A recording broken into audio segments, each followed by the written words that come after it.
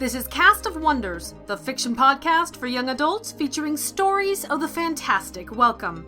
Episode 171 for July 26, 2015. We have a refreshing, palate-cleansing little flash story this week. Pluto by C.E. Hune. C.E.'s fiction has appeared in Joyland, Fail Better, Lightning Cake, where this story first appeared, The Good Men Project, and elsewhere. She currently lives in warm and sunny San Diego, which has made me a bit jealous given the weather we're having in England this summer. You can find her online and on Twitter as CE_Hune, H-Y-U-N. We'll put links for those in the show notes for you. For your narrator, we welcome back the dulcet tones of M.K. Hobson, famously described as featuring Bay Arthur as Addison DeWitt. M.K. Hobson has decided to follow a time-honored Arthurial tradition and become a bitter recluse. She swore off social media and left her website to go to seed. At the moment, she exists only as a voice on short fiction podcasts such as Podcastle and here at Cast of Wonders. She leavens the tedium of her vastly expanded free time with misanthropy, paranoia, and weightlifting. And now we've a tale to tell.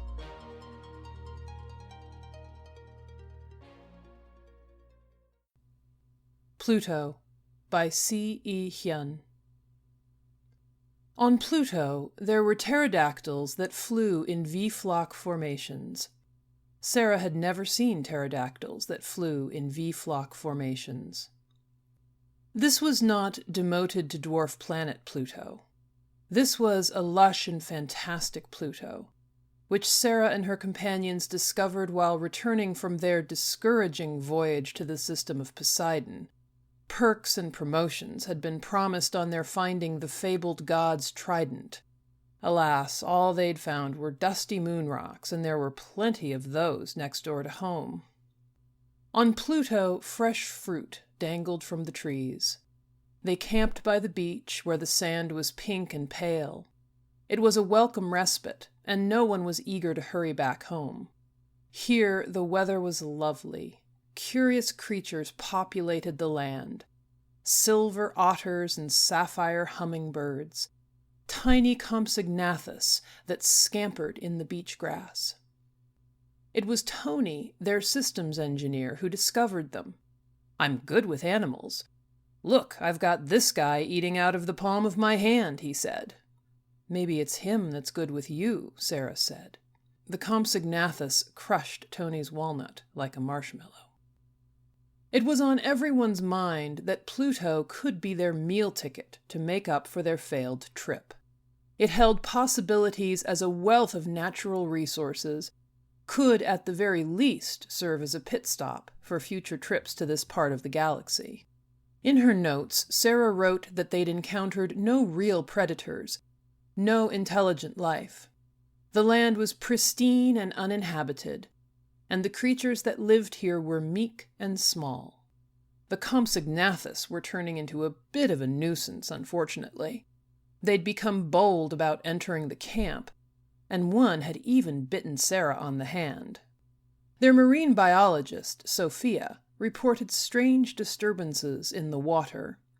She thought there was something lurking just out of range of her equipment, something that watched her as she caught specimens to take back home. Fluttering jellies? Check. Apple-sized ocean sunfish? Check. Our favorite Compsognathus? Right here, Sophia replied.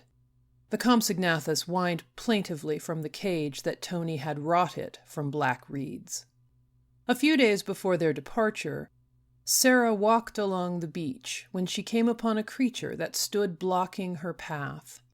The creature was seal-like, with elk-like antlers. It was different, aware, intelligent. It loomed ominous and large, and appeared to have been waiting for her. What was this strange creature? Where was it from? Did it have a herd of its kind? More creatures like seals with antlers? Sarah felt excitement rather than fear as she slowly approached it. The two faced each other upon the sand, each perceiving the other as alien. How often had a similar scenario occurred in the history of living things, when initial wonder ignites into desire for that which isn't yours to take. She knew she shouldn't touch it. It wasn't her place to touch it. She reached out her hand.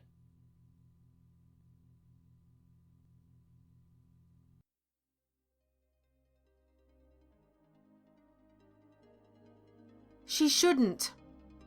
Sarah knows she shouldn't. Tony did. But she shouldn't, and she does anyway. Or does she? Human nature's yearning for touch triumphing over the rational conscious mind? Or first contact? Who knows? And do we need to? An excellent, excellent story. Thank you so much for sharing it with us, CE. Cast of Wonders relies on your donations to pay our authors and bring you the best in young adult audio fiction week after week. If you've enjoyed the story, please consider making a donation using the PayPal links available on our website. Every one-time or monthly donation helps, and you have our heartfelt thanks. Share your appreciation for the story by leaving us and it a review on iTunes or sharing the episode with your family and friends.